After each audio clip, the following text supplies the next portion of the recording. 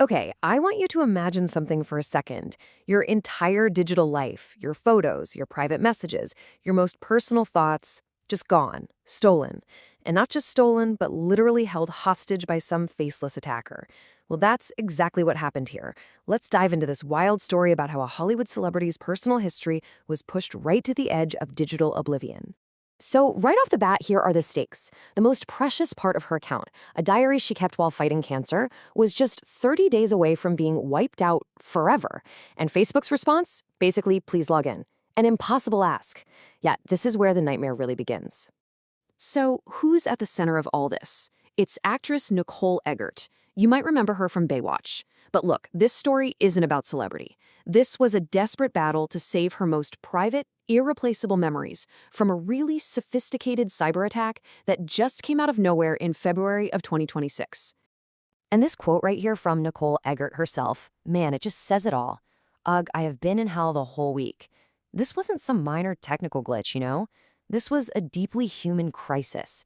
You can just feel that raw frustration, that stress of being locked out of your own life while some criminal is in there, calling all the shots. So let's get specific. What was actually at stake here?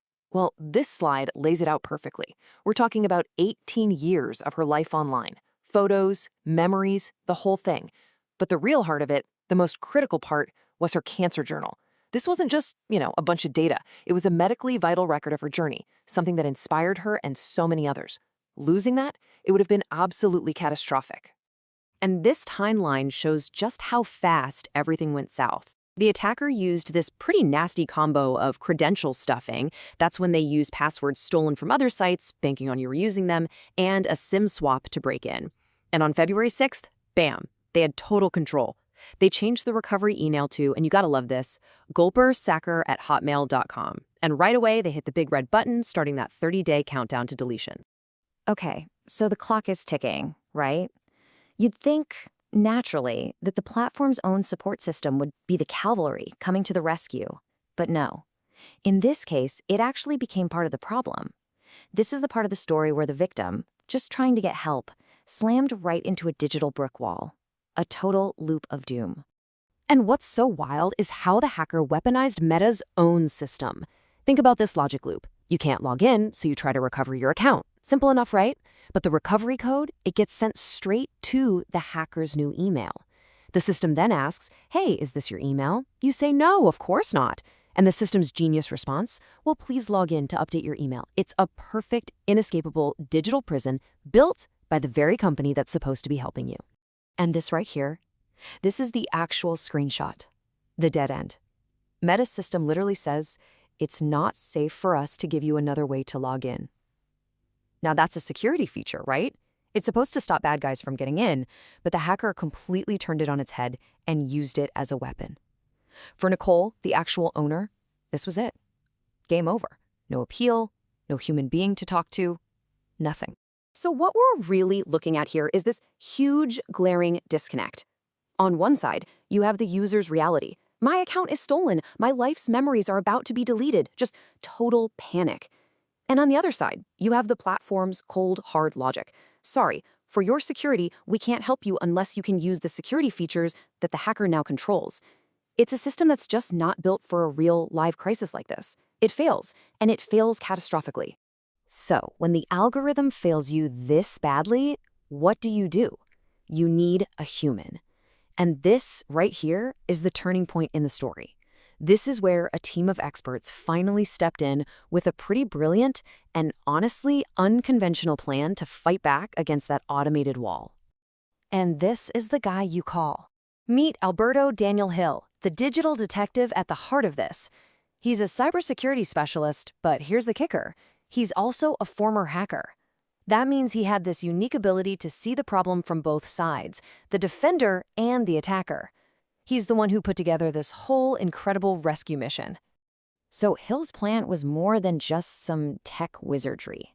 It was this amazing global strategy he called the Tri-Continental Pincer. Check this out. First, from the US, he did a technical lockdown to kick the hackers' active sessions out. Second, from Uruguay, he started filing legal complaints to build an official paper trail. And then the third part, this was the masterstroke. He used the fact that Eggert has Italian citizenship to bring the full power of European law crashing down on Meta. And that leads us to the secret weapon, GDPR. Now, if you're not familiar, GDPR is Europe's huge data privacy law, the General Data Protection Regulation. It gives people really powerful rights over their own data. And this is the key part. It legally forces big tech companies to listen and respond in a way they might not otherwise. This was the key that finally unlocked a door to an actual human at Meta. So why is GDPR such a big deal? Why did it work? It all comes down to this number, 4%. Under GDPR, a company can be fined up to 4% of its total yearly income from around the world if they don't comply. For a company the size of Meta, we're talking about a potential fine in the billions of dollars. All of a sudden, ignoring this one user's problem wasn't really an option anymore, was it? All right, so we've walked through the attack and we've seen the incredible rescue. But this story is so much bigger than just one account, celebrity or not. It's really a wake-up call. A case study that has some serious lessons for every single one of us about what it means to live our lives online today.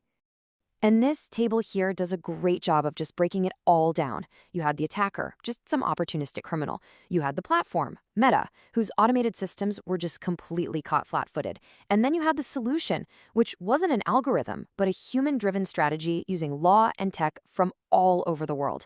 It just goes to show the solution had to be just as complex as the problem. So, what are the big takeaways here? What do we all need to remember from this? First, our digital legacies are incredibly fragile. Second, those automated support systems we rely on, they can fail, and fail in a big way. But there's hope. Laws like GDPR can actually give users some real power. And at the end of the day, it was human creativity and legal leverage that were the most powerful tools.